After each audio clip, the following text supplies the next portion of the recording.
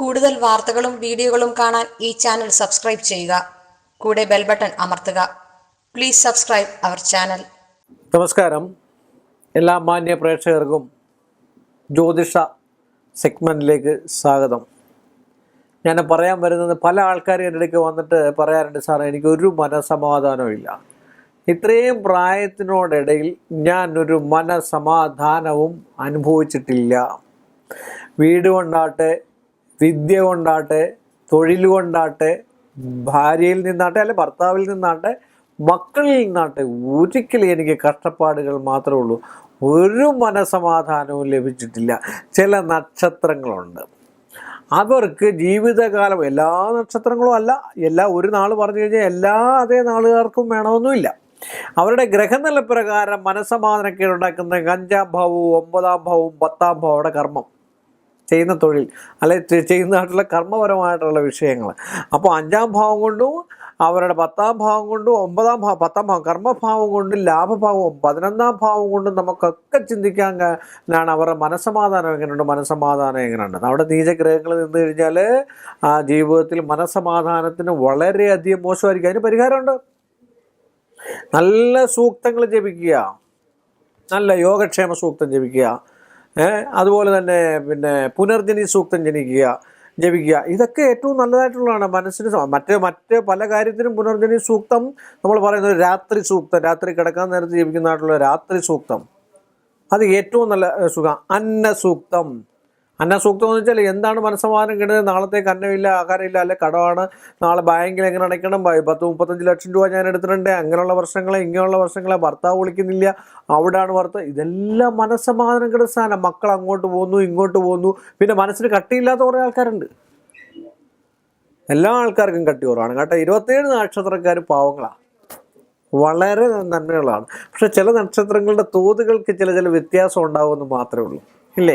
ഇപ്പോൾ ആറ്റിലെ വെള്ളവും കടലിലെ വെള്ളവും പുഴയിലെ വെള്ളവും കായലിലെ വെള്ളം എല്ലാം ഒന്നാണ്, എല്ലാം വെള്ളമെന്നാണ് പറയുന്നത്. പക്ഷേ വ്യതിയാനങ്ങളുണ്ട്, അല്ലേ? കടലിലെ വെള്ളം ഇച്ചിരി ഉപ്പ് കൂടുതലാണ്, ആറ്റിലെ വെള്ളത്തിന് ഇച്ചിരി നൈർമല്യം കൂടുതലാണ്, പമ്പാനദിയിലെ വെള്ളം ഏറ്റവും നല്ല ശുദ്ധജലമാണ്. കാര്യം പാറക്കെട്ടുകളുടെ നിന്ന് ഇടയ്ക്കൂടെ വരുന്നതാണ്, ശബരിമലയിൽ നിന്ന് വരുന്നതാണ്. അപ്പോൾ അങ്ങനെ എല്ലാം ഇത് തന്നെയാണ്. പക്ഷെങ്കിൽ അതിനൊക്കെ ഓരോരുത്തരും ഓരോ രീതിയിലുള്ള പ്രത്യേകതകളും അവസ്ഥകളും ഉണ്ടെന്നാണ് ഞാൻ പറഞ്ഞത്. അതുകൊണ്ടാണ് മനസ്സിൻ്റെ അപ്പം മനസ്സിൻ്റെ സമാധാനം. നമ്മൾ മനസ്സമാധാനത്തിന് ചില ആൾക്കാർ ടെൻഷൻ, പ്രഷർ ഇതൊക്കെ കൂടുമ്പോൾ ഗുളിക കഴിക്കും, അല്ലേ? ആയുർവേദ ഗുളികയുണ്ട്, പ്രഷറിന് മറ്റെന്താ ഇംഗ്ലീഷ് ഔഷധങ്ങളുണ്ട്. ഈ ഗുളിക ചെല്ലുമ്പോൾ എന്തിനാ ഈ മനസ്സമാധാനം കിട്ടി നമ്മൾ ഉറക്കമൊക്കെ വരുന്നത്? ആ ഗുളികയ്ക്കകത്ത് എന്തോ സാധനമില്ലേ എന്ന് പറഞ്ഞ പോലെ അത് ശുദ്ധവൃത്തിയോടുകൂടി യോഗ അല്ലെ പ്രാണായാമം ഇങ്ങനെയൊക്കെ ചെയ്ത് കഴിഞ്ഞാൽ നമ്മളെ മനസ്സിനെ നിയന്ത്രിക്കാൻ, അതാണ് ധ്യാനം. അതുകൊണ്ടാണ് ഈശ്വരജപം ഏറ്റവും കൂടുതലുണ്ടെങ്കിൽ മനസ്സമാധാനം ലഭിക്കും, സംശയമില്ലാത്ത കാര്യം. അതിൽ ചില നക്ഷത്രക്കാരാണ് ഞാൻ പറയുന്നത്.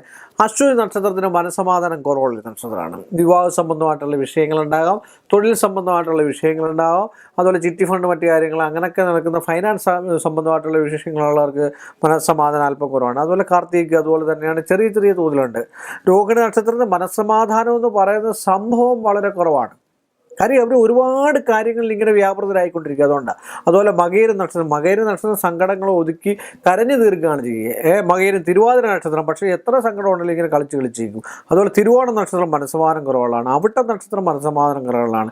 രേവതി നക്ഷത്രം, ഉത്രട്ടാതി നക്ഷത്രം മനസ്സമാധാനം കുറവ്. അതുപോലെ ചതയം നക്ഷത്രം ഏറ്റവും കൂടുതൽ നമ്മൾ കാണപ്പെടുന്നതായിട്ടുള്ളൊരു ചതയം നക്ഷത്രം, അതിന് മനസ്സമാധാനം തീരെ കുറവാണ്. വെറും പാവ മനുഷ്യരാണ്. ഇച്ചിരി ദേഷ്യവും ഹുങ്കും ആഢ്യതയൊക്കെ കൂടുതലുള്ള ആളാണ്. അതുകൊണ്ട് തന്നെ ഈ മനസ്സമാധാനം കിട്ടുന്നതും. പാവാന്ന് പറഞ്ഞിട്ട് വല്ല കാര്യമുണ്ടോ? ഇല്ല. അപ്പോൾ അങ്ങനെയൊക്കെയുള്ളൊരവസ്ഥയുണ്ട്. അതിന് ഏറ്റവും കൂടുതൽ ധ്യാനം, ഏറ്റവും കൂടുതൽ ജപം, ഏറ്റവും കൂടുതൽ സഹസ്രനാമങ്ങൾ, സൂക്തങ്ങൾ നമ്മളിപ്പോൾ എന്താണ് ഋഗ്വേദത്തിലെ സൂക്തങ്ങൾ. ഋഗ്വേദം നമുക്ക് വേദങ്ങൾ 4ആണ്. ആ 4 വേദത്തിൽ ഓരോ കാര്യങ്ങൾ പറയുന്നുണ്ട്. അഥർവം മാത്രം ഉപയോഗിക്കാതിരിക്കുക. അഥർവത്തിലെ 1-2 ഇത് അങ്കിരസ്കല്പം അതൊക്കെയാണ് ഒരു കാരണവശാലും ഉപയോഗിക്കാൻ പാടില്ല. അതിനകത്ത് പറയുന്നതെല്ലാം ദുഷ്കർമ്മങ്ങളും ദുരിതങ്ങളും ദോഷങ്ങളൊക്കെയാണ്.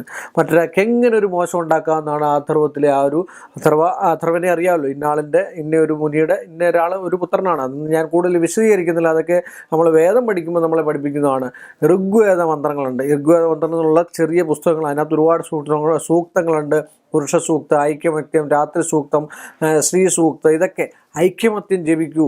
ഐക്യമത്യ സൂക്തം നന്നായിട്ട് ജപിച്ചു കഴിഞ്ഞാൽ കുറച്ചേ ഉള്ളൂ. അതെല്ലാ ദിവസവും നിങ്ങളൊന്ന് ജപിച്ചു, നിങ്ങളുടെ മനസ്സമാധാനക്കേട് മാറിക്കിട്ടും.